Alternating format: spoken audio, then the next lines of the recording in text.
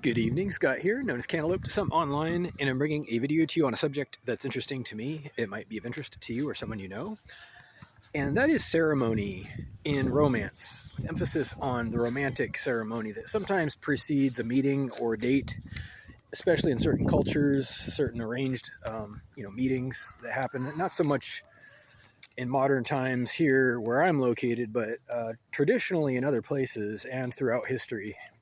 It's been common, for arranged marriages, arranged, meetings, like I said, to occur with a great deal of ceremony beforehand. And I want to speak to the ceremony part, especially considering people tend to date around a bit nowadays, but there still can be ceremony.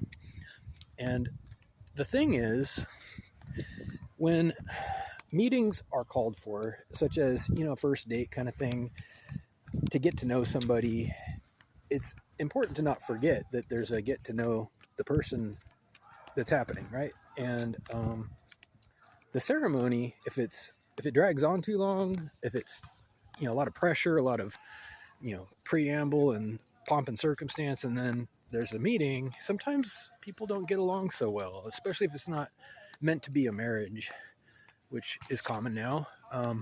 It's best, I think, for people to find out casually and quickly if they're even compatible. Many times it works out better. Otherwise, it becomes very uncomfortable.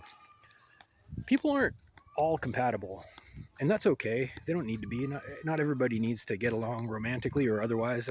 We can't all be friends. They say a friend to all is a friend to none, and what that means is you can't be loyal to someone's enemies and still be their friend. And pretty much everybody has some kind of adversary.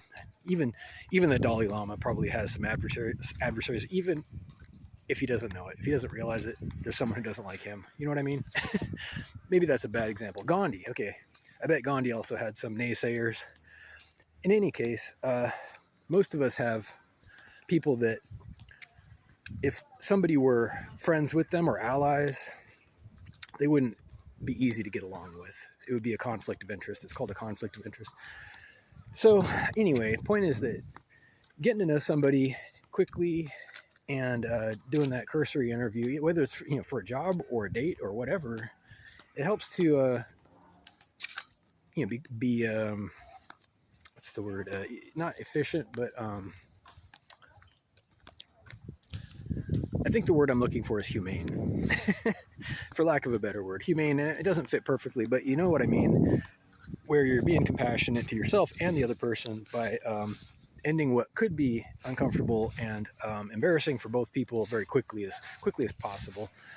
And I don't know, with that said, people seem to forget this stuff. They forget that ceremony isn't about third parties. I mean, it's okay to celebrate a family member or a friend getting together with somebody. It's okay to do that, of course, but ultimately it's between those people. Third parties have no business between them. And this is a story that is repeated throughout history with arranged marriages as well, when it becomes economic or based on, houses or families or politics. And they have a higher success rate because they have fewer options. And people can grow to love each other, but are they really happier? I don't know. Sometimes having too many choices can lead to unhappiness too. It's not easy no matter what you do. But anyway, reach out with questions or comments to whitehotrobot@gmail.com. Thank you.